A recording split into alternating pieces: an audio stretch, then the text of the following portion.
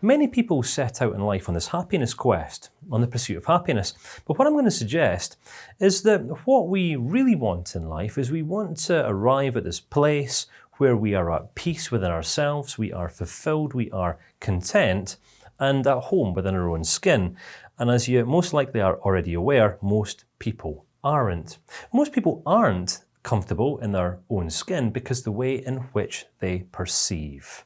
This is what I want to share with you in this video. There's 5, in fact, there are some textbooks who would suggest there are hundreds of ways in which we perceive, but what I'm going to extract and present to you now are just the 5 main ways. There's naive realism. Now, please don't be put off by these complex terminologies on the board. I'm going to explain to you what they are in quite a simple and straightforward way. And if you relate these ways of perceiving to yourself, I know you're going to understand exactly what I mean, and therefore then better understand yourself in turn. Naive realism. Have you ever heard this saying, seeing is believing? Have you ever been told about Santa Claus? Now, if you live in the Western world, perhaps in the States or in the UK or throughout Europe or perhaps in Australasia, then Santa Claus, around about Christmas time, is this big fat man who wears a red suit, a big white beard, and he comes and brings all the boys and girls presents. Now, I was told all about Santa Claus when I was around about maybe 3 or 4 years old. First couple of years, I didn't really care where the presents came from, as long as they came. Then after that, I developed this belief that Santa Claus was the guy who came down the chimney on Christmas Eve and bombarded our house with presents for me and my sister. Seeing was believing. My mum and dad said, Kane, Santa Claus exists, because I didn't know any better. I was naive enough to believe, and that became my reality. Naive realism leads us into outcomes and circumstances that most of us don't want to experience.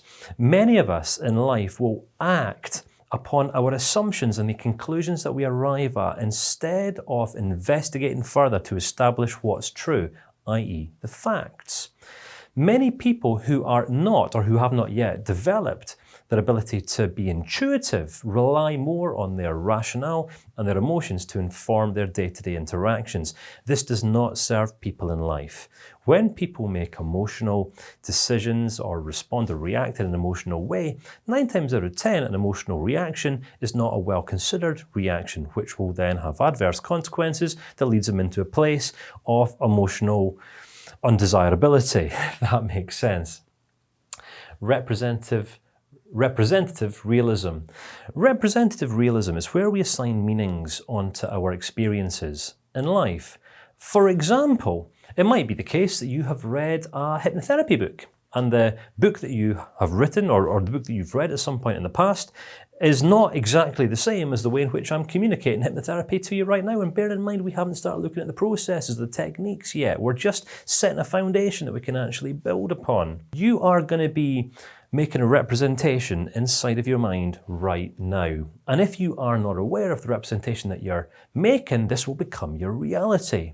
You might right now, or you may have at some point in the last week or 2 weeks, in fact, I guarantee you will have done, arrived at an incorrect assumption because we do not understand this way in which we perceive. Representative realism. Say, for example, you were to, at some point in the future, become a practicing hypnotherapist or a multidisciplinary practitioner, and you're using hypnosis as a means by which to lead your clients into a place of profound inner peace for the purpose of helping them to make better sense of their lives. Then what you're going to discover is that many people have all sorts of limiting beliefs about themselves. Some people beat themselves up. They have arrived at a decision earlier on in life that who they are isn't good enough. And the reason why they've arrived at these beliefs is because their dad wasn't an available dad, or mum didn't pay them the degree of attention that they wanted to be paid, or it might have been the case that they failed a few exam results or something like this. Now, please hear me and see if you can relate to what I'm saying. I failed this exam, which therefore means that I'm not smart. I got cheated on, which therefore means that I'm worthless. I'm broke, which therefore means that I'm valueless. I have failed in the past, which therefore means I will fail in the future. I've failed in this relationship, which means how could anyone ever love me ever again? We're talking about the connections that people make to their past life's events, their past life's experiences, and their future expectations. This is either going to serve us in a positive way or it's going to serve us negatively and in a massively unhelpful way. It's important that when we understand the three ways in which we see things on a head level, on a rational level, we see things on a heart level. Some people are emotionally led pretty much all the time. When we start seeing things on an intuitive level, we can see beyond the words, we can see beyond the circumstances, we can see beyond the immediacy of our circumstances and actually see what's going on a deeper, more profound level. We can start gauging where people are at in terms of the values that they're pursuing. If we are unaware of the representations that we are making in life, we're never going to know whether we're arriving at correct and helpful conclusions or unhelpful and incorrect ones. And the conclusions and the assumptions that we make are always going to have an impact on the quality of our relationships. And it's important to note that the quality and the calibre of our lives in every single aspect of our lives is going to be determined by the quality of the relationships that we keep. Everything's relational. Everything is relational. Every aspect of our life is relational. Everything that we want is for a relational purpose. Everything that we do, I guarantee, is for a relational purpose. You might find yourself disagreeing on a rational level right now, but if you look and see, I guarantee you will see that what I say is true. Some people operate out of this place of idealism. Now, to give you an example of this, have you ever been to the movies with a friend or a spouse or a partner or something like this? And you'll go and you'll watch this movie with someone and you absolutely love it. And then after the movie's finished, you're walking out back into the foyer and this person that you're with says something like, "I am so disappointed. That film just wasn't good." And then you say, "What do you mean that film wasn't good? It was fantastic. It was great. It was everything I thought it would be." And then the other person says, "It wasn't what I thought it would be." But then you say, "But it was what I thought it would be. It was fantastic." What I'm saying is, there's these two states that we're operating in and out of on a cognitive level in life all of the time. We have this present state, which is where we are at. We're looking at the immediate circumstances, situations of our life, where we're at right here in the here and now. But then we have this ideal state, this future state, this idealistic state, which is a vision that we have for the kind of people that we want to become, the kind of results that we want more of in life, whether we want that house on the hill, a big car in the drive, whether we just want that 2.4 children, whether we just want to be more connected, we might want to make a positive impact throughout society. It doesn't matter. We're each going to be different in this area. We all have an idealistic way of living life. Now, when we don't understand, that idealism is always going to be future-based and not present-based, then we're going to stand to experience quite a lot of disappointment in the here and now. Now, let me just unpack this idea for you in a bit more depth. Have you ever known anyone to be completely disheartened, completely disappointed? They've lost their fire, they've lost their zeal, they've lost their passion for life. Because up until the present moment, right here, right now, they just simply haven't gotten what they wanted. This is this idealism perception, how people perceive. When we just simply understand that the ideal is always future-based, what this means is that it's never present-based, which therefore means that the more effective that we become intuitive in the here and now, the more grounded we become in our values, the reasons why we want the things that we want, the greater the likelihood is of us actually reaching our ideal. The problem that many people face is that they expect the ideal to be real today. And when they don't experience the ideal as being real today, they end up disappointed.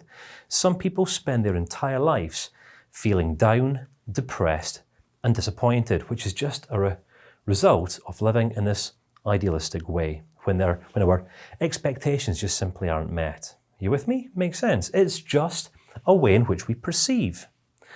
Then there is phenomenalism, which is kind of the extreme of all extremes.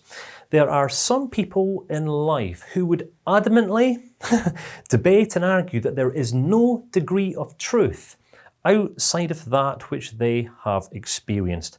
People who are closed, completely shut down to any perspective that differs from their own. One of the skills that you're going to have to become absolutely grounded in is the art of managing people's expectations. Because most people want what they want right now.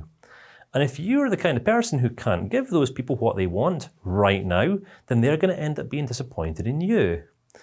Expectation management is absolutely critical if we just simply want to lay the foundations for the types of relationships that we can build upon to help people become more grounded within themselves. Phenomenalism is extreme thinking. Some people have beliefs, ideologies that they are not willing to grow out of. For whatever reason, some people are closed. People will not change in life until their desire to change becomes greater than their desire to remain the same. Now, historically, there have been some books written, there have been some documentaries on TV stating that hypnosis is like mysticism.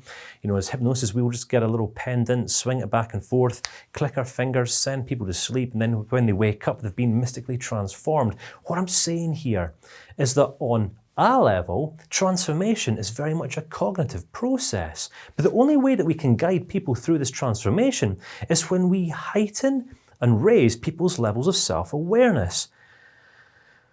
And this is one of the massive areas in which we do this, to help people see that the way in which they see things is most likely not the way in which things actually are. Remember, people get blinded by the limitations of their own perspective. Every person's map of the world is as unique as their thumbprint. No two people understand the same phenomena in the same way. Strive therefore to understand. What I think Milton H. Erickson was actually signposting us towards here was better understanding and analysing ourselves. What would it mean what would it mean for us if before every time we were to open our mouths and speak out, or if every time before we were to act or behave, we were to stop, take stock, reflect, and just gauge to identify and intuitively discern whether the course of action that we're intending on taking is actually appropriate in response to our circumstances. Would we act and behave in a certain way? Hypnosis allows us to gain clarity in this area, to become crystal clear on the reasons why we're saying and doing what we're doing. You're with me? Some people get trapped in phenomenalism. Objective flexibilism. Right, now this is the last of the main ways in which I'm going to suggest we perceive life. Objective flexibilism is, granted, this is how I see things, but I'm open to looking at things from an alternative perspective. Granted, I've had this experience of relationships in the past, which might not have been ideal, but the past doesn't equal the future. Now, for you and I right now, you're thinking, yeah, okay, we get this, but we've got to understand as hypnosis practitioners, most of our clients will not, because they're going to end up trapped in phenomenalism, idealism, representative realism, or naive realism. These are the nooses that kind of people subscribe to, that attach themselves around people's necks and keep them enslaved to the past. Hypnosis is the tool that we use to channel into, because here's the thing, when it comes to naive realism, representative realism, idealism, and phenomenalism, these perceptions, these perspectives, if you like, are always going to be underpinned by rationale and by emotion. Objective flexibilism we embrace when our goal becomes to establish what's true.